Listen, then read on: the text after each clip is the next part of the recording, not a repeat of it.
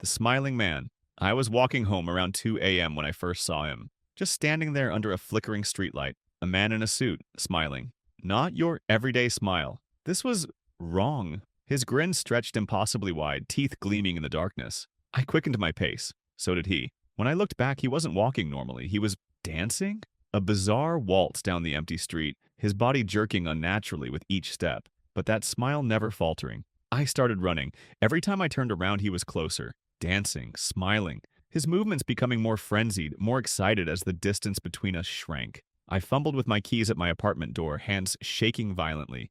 As I slammed it shut, I caught one last glimpse of him through the peephole. He stood motionless across the street, that inhuman grin still plastered on his face. And then, slowly, deliberately, he raised one finger to his lips. Shh. I haven't gone out at night since. But sometimes I swear I see that same smile reflected in my windows, just waiting for me to step outside. The black-eyed children. The knocking came at 11:23 p.m. 3 soft raps that somehow cut through the storm raging outside. "Hello, can we come in? We're lost." The voices sounded young. Children, maybe 10 or 11 years old. Through the peephole, I saw 2 kids on my porch, drenched from the rain. Something seemed off. "Our parents will be worried. Please let us use your phone." I cracked the door open, chain still latched. That's when I saw their eyes, completely black. No whites, no iris, just endless pools of darkness staring back at me. My blood went cold. The taller one spoke again, voice suddenly lower, almost adult-like. "You have to invite us in. We can't come in unless you invite us." The porch light flickered, and in that millisecond of darkness, they moved closer to the door. Their faces now pressed against the crack, those black eyes unblinking. "Let us in." I slammed the door shut. The knocking resumed, more aggressive now. It continued all night, growing louder until the wood began to splinter. At dawn, they were gone. But they'll be back tonight. They always come back until you let them in. The Midnight Man. The rules are simple. Write your name on paper with your blood. Place it on your front door. At exactly 11:58 p.m., knock 22 times. Blow out your candle. You've just invited the Midnight Man into your home. From midnight until 3:33 a.m., you must evade him. Your only protection, a candle that must stay lit. If it goes out, relight it within 10 seconds or form a circle of salt. If you fail, my friend Tyler thought it was just a stupid game. He insisted we try it. "Nothing's going to happen," he said. We were wrong. The temperature dropped first. Then came the whispers, barely audible but growing louder with each passing minute. My candle flickered violently as something moved in the darkness beyond its light. Tyler's candle went out across the room. I heard him fumbling with his lighter. "Hurry," I whispered. 9 seconds. 10. His scream pierced the darkness. When I found him, he was huddled in the corner, eyes wide, blood trickling from his ears. He hasn't spoken since that night. The doctors say it's psychological trauma, but I know better.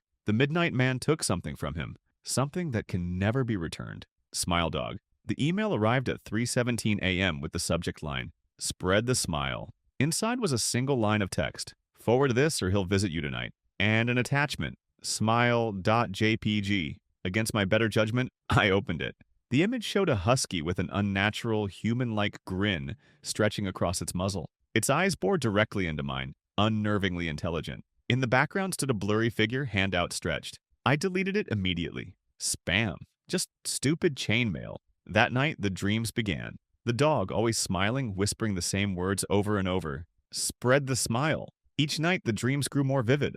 The dog got closer, the figure behind it clearer. I haven't slept properly in days. The hallucinations have started now. Glimpses of that same twisted grin and reflective surfaces, brief flashes of movement in my peripheral vision. My doctor prescribed sleeping pills. They didn't help. Nothing helps except, "I'm forwarding the email to you now. I'm sorry, I truly am. But it's either you or me, and I can't take another night of that smile." Just one click and your nightmare begins. Spread the smile. Psychosis. Day 74 of isolation. The internet connection failed 2 months ago. Phone service followed shortly after. My programming project is all that keeps me sane now. Day 103. Something's wrong with the apartment across the street. The man who lived there disappeared 3 days ago. Today, someone who looks exactly like him returned, but it's not him. The movement's wrong, too precise, like something wearing human skin. Day 147. They're replacing everyone. My neighbors, the mailman, even the stray cats. Perfect copies, but empty behind the eyes. They watch my windows constantly now. Day 168. I've boarded up all entrances. They're trying to get in. I can hear them scratching at the walls, whispering my name. They want to replace me too. Day 190. The radio picks up only static now, except for brief moments when I hear voices discussing my progress. They don't know I'm listening. Day 213. I've discovered the truth. What we call reality is just a membrane between dimensions. They've been infiltrating for years, replacing us one by one. I might be the last real human left. Day 214. Someone's at the door. They look exactly like my mother, but I know better. I won't let them in. I won't let them replace me. Please, if you're reading this, trust no one. Not even yourself. HEROBRINE. It started with small things. Torches placed where I hadn't put them. Trees without leaves. 2x2 tunnels in my minds. Just glitches, I told myself. Then I saw him, standing motionless in the fog. A player model with the default skin, but with glowing white eyes. When I approached, he vanished. My friends laughed it off. HEROBRINE isn't real, just a creepypasta. But the sightings increased. Small pyramids of sand appeared near my spawn point. Animals died mysteriously. Diamond ore disappeared from my chests. I installed security cameras around my base, a redstone contraption to capture any movement. The next morning, every camera was destroyed. In their place, a single sign reading, "I see you." That night, while mining deep underground, my torches began extinguishing one by one. In the growing darkness, those white eyes appeared again. Not blinking, not moving, just watching. I deleted the world and started fresh. But yesterday, exploring my new terrain, I found a small wooden shrine. Inside was a chest containing a single item, my player's head. He followed me. He always follows. And I know now, he's not in the game. He's coming through it. The SEER of Prague. The manuscript arrived anonymously. Yellowed pages covered in faded Czech text and disturbing illustrations. As I translated, a chill ran down my spine.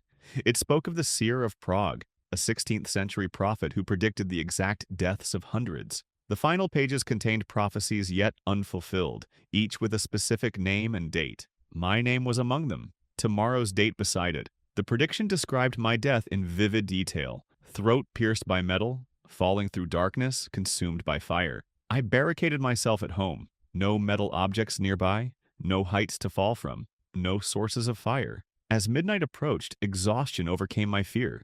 I dozed off in my chair, only to wake to the sound of dripping water. A pipe had burst in the ceiling above. As I moved to shut off the water main, my foot caught on the carpet. I stumbled, knocking over the shelf beside me. As I fell, something sharp pierced my neck. A letter opener forgotten on the edge of my desk. I collapsed, knocking over the lantern I'd been using during the power outage. The kerosene spilled, flames erupting around me. Metal, falling, fire, just as the seer had written. The prophecy is unfolding exactly as foretold, and as consciousness fades, I wonder who will receive the manuscript next. The girl in the photograph. I found the photo album while clearing out my grandmother's attic. Most pictures showed familiar family events. Birthdays, holidays, vacations. But one photo caught my eye. A birthday party circa 1987. In the background, partially hidden behind a curtain, a little girl in a white dress. Her face was blurred, as if she'd moved during exposure. I flipped to the next page. Another family gathering, same year. The same girl, now standing among the guests. Still blurry, but closer to the camera. Page after page, she appeared in every photo.